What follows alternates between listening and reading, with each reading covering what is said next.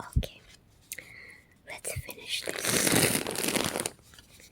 I want to have some gum before I start. I have my drink close by.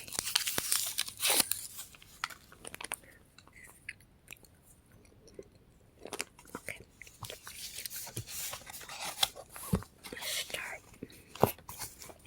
Let's start a few pages before, a few sentences before we ended last time.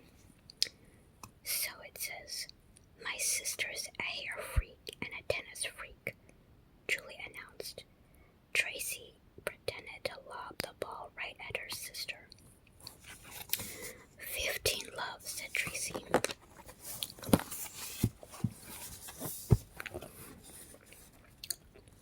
I don't see how I'm going to start a new school this week, Julie said.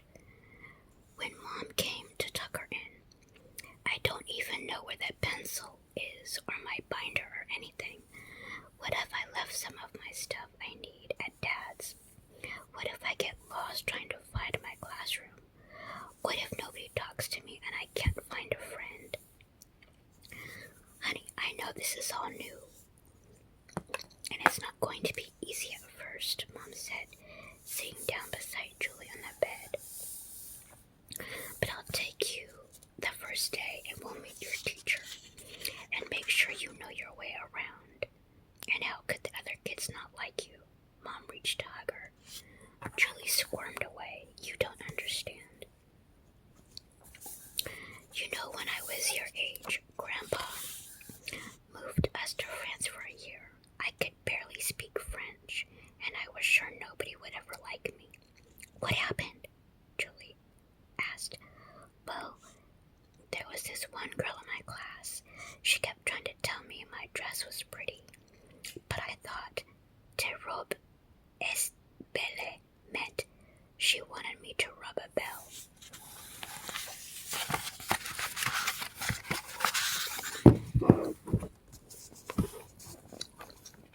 I finally figured out what she was saying, and we had a good laugh. Eventually, we became best friends.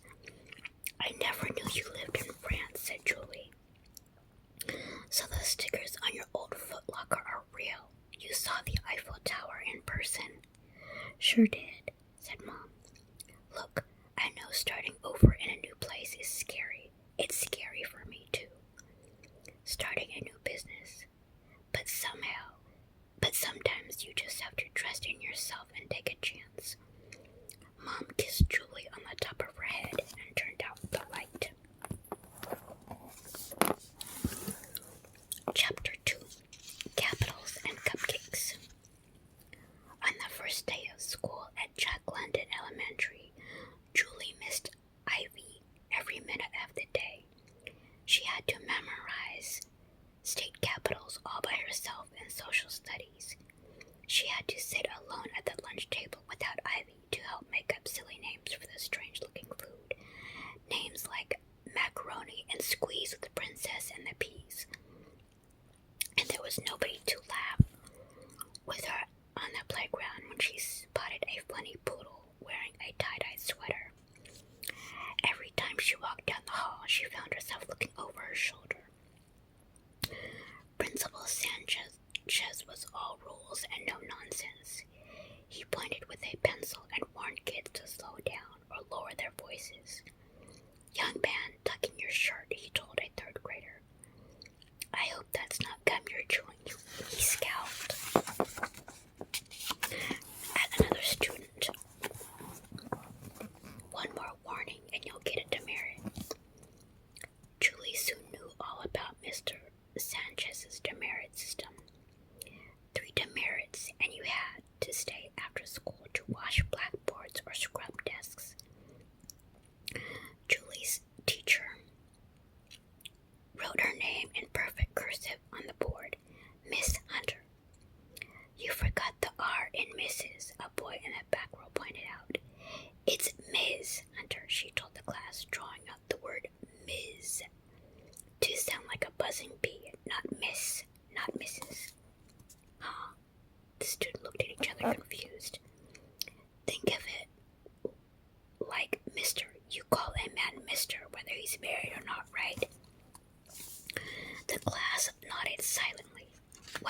Ms. is the same thing for a woman.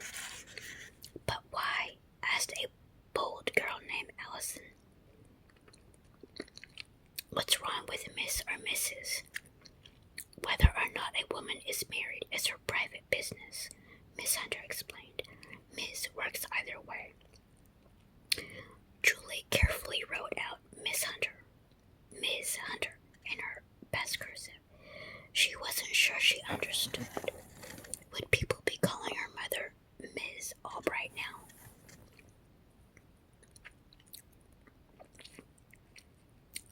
The only kid who talked to her all day was the boy who sat next to her in class. He had a short mop of sandy hair, a spray of freckles across his nose, and a funny name that sounded like a president. Every time Ms. Hunter called him Thomas Jefferson, Julie had to hold back a giggle. It's TJ, the boy corrected her. When Ms. Hunter told the class to take out their rulers, Julie didn't have one. The girls behind her whispered and twittered. Julie heard the scornful words, new girl and divorce. She instantly felt her cheeks get hot. How in the world could they know about that already? Don't mind them, whispered TJ. Amanda, Allison, and Angela. To get into their club, your name has to start with an A.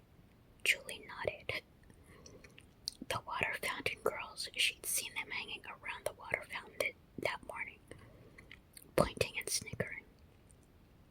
TJ handed her a ruler. Here, you can borrow mine. I have an extra. Thanks, said Julie. We just moved, and it's kind of hard to find stuff in all the boxes.